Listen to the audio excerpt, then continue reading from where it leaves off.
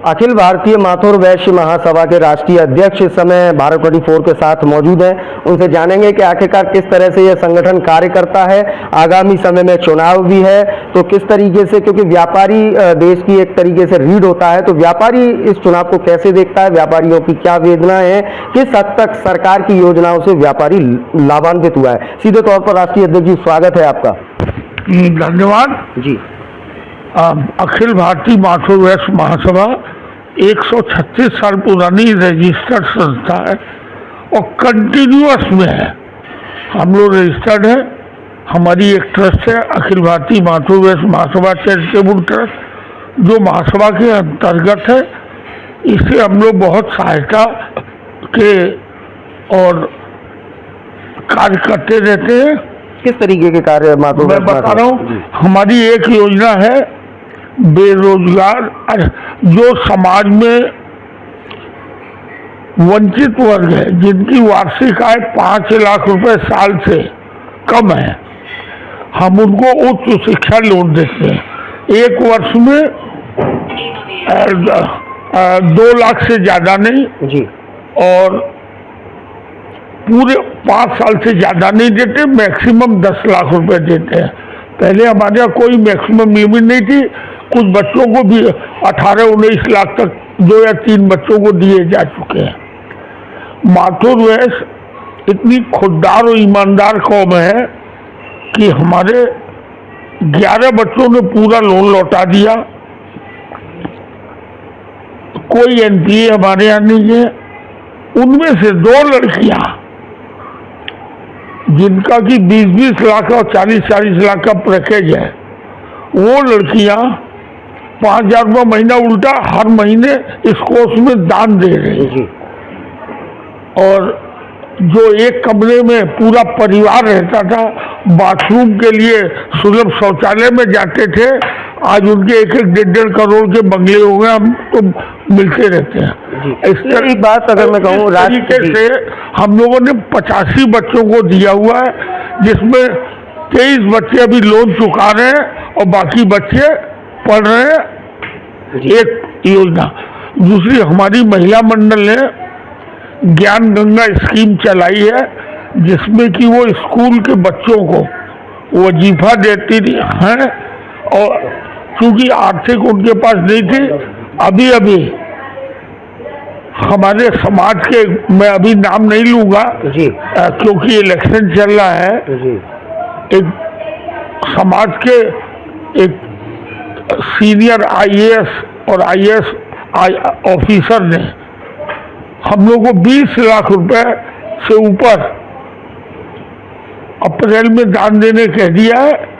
उसकी ब्याज से पूरी ज्ञान गंगा स्कीम चलेगी और उसमें और लोग भी आगे आगे आ रहे हैं। सर, एक सवाल था मेरा। आप माथुर वैश्य महासभा के राष्ट्रीय अध्यक्ष हैं और उत्तर प्रदेश के जनपद फिरोजाबाद में आज आए हुए हैं। सर, केंद्र और प्रदेश सरकार द्वारा चलाई जा रही तमाम योजनाएं, व्यापारियों के हित में जो योजनाएं चल रही हैं, क्या लगता है किस हद तक सरकार की योजनाएं व्यापारी सरकार के काम से खुश है? कितनी योजनाओं का लाभ व्यापारियों को मिला? क्या वास्तविकता में सरकार में व्यापारी लाभान्वित हुआ है? विशेषकर जो लघु क्षेत्र का व्यापारी है, स्मॉल स्कूल, उसको बहुत लाभ हुआ है, इसमें कोई शक नहीं है। इतने सेल्फ हेल्प ग्रुप बन गए हैं, जीआई प्रोडक्ट के लिए स्पेशल पैसा दे रहे हैं। हम आपको बताने में बहुत हर्ष हो रहा है कि आगरा निवासी ज्ञानेश जी, चुनाव आयुक्त, जिन्होंने धारा 370 हटाने का पूरा काम किया, हिंदुत्व काशी विश्वनाथ मंदिर अयोध्या का पूरा काम उन्होंने किया, गृह मंत्रालय में सचिव थे, आज वो चुनाव आयुक्त हैं। उन्होंने हमारे पूरे भारतवर्ष में इतनी बड़ी पोस्ट पे हमारे माथुर समाज का कोई नहीं गया। मैं ऐसे उनके माता पिता से आज सुबह ही मिल के आया हूँ आगरा में, और गर्व करता हूँ कि ऐसे माता पिता जिन्होंने ऐसे बच्चों को संस्कार दिए और जन्म दिया और जिनके ऊपर कोई दाग नहीं है, वो रिटायर भी हो गए। हमें बहुत बहुत गर्व है। और मैं समस्त जो आपका ये वीडियो चैनल सुन रहे हैं उन सबको होली की अग्रिम शुभकामनाएं देता हूँ। धन्यवाद। नए होटल खोलिए, उसमें पूरी की पूरी ब्याज अगर बैंक से लोन ले रहे हैं दीजिए, लेकिन जो भी नेता आते हैं जी, अगर मैं क्रूड भाषा में कहूँ, व्यापारियों की वेदना है कि वो हम लोग को मुर्गा समझते हैं और हमारा दोहन करते हैं, लेकिन समाज में हमें स्थान नहीं देते। जैसे और हमारा जो व्यापारी वर्ग है कौन सा दुखी है? जो 2 नंबरिया काम करता है। जितने व्यापारी 1 नंबर के काम कर रहे हैं बहुत सुखी हैं, लेकिन जितनी सरकारी योजनाएं हैं ईज ऑफ डूइंग बिजनेस के नाम पे जब कोई घोषणा होती है तो एक न एक नई कठिनाई आ जाती है। व्यापारी इसलिए दुखी है, योगी जी और मोदी जी के जमाने में जो चीज टोटली ऑनलाइन हो गई है, वहाँ भ्रष्टाचार खत्म हो गया है और घूस की रेट पहले से डबल हो गए। ये व्यापारियों की बहुत बड़ी वेदना है, हम कई मंचों से कह चुके हैं। और दूसरी वेदना हमारी माथुर वैश्यों की है जी। अब फिरोजाबाद में ही देख लीजिए, हम इतने माथुर वैश्य हैं, न कभी हमारा मेयर होने देते न हमको एमएलए की सीट देते जी। ऐसे ही सब जगह आगरा में इतनी इंडस्ट्री है जी, हमारी इतनी लंबी आबादी है जी, हम लोग को कोई पद देते नहीं और पैसा हम ही से लेते हैं जी। तो वेदना है और उसमें थोड़ी जिम्मेदारी हम लोग की है। अच्छा, एक आखिरी सवाल आपसे पूछ लूं। हाँ। अगर आपके समाज से किसी को लोकसभा फिरोजाबाद से अगर उम्मीदवार बनाने की बीजेपी सोचती है, क्योंकि अभी टिकट डिक्लेयर नहीं हुआ है, तो आप किसको देखना चाहेंगे फिरोजाबाद से बीजेपी से चुनाव लड़ने के लिए? किसको उपयुक्त मानते हैं माथुर वैश्य महासभा से? देखिए, हमारे पास यहाँ पे एक नहीं, फिरोजाबाद में 3 व्यक्ति बहुत लायक हैं जी, और तीनों ही मेरे प्रिय हैं।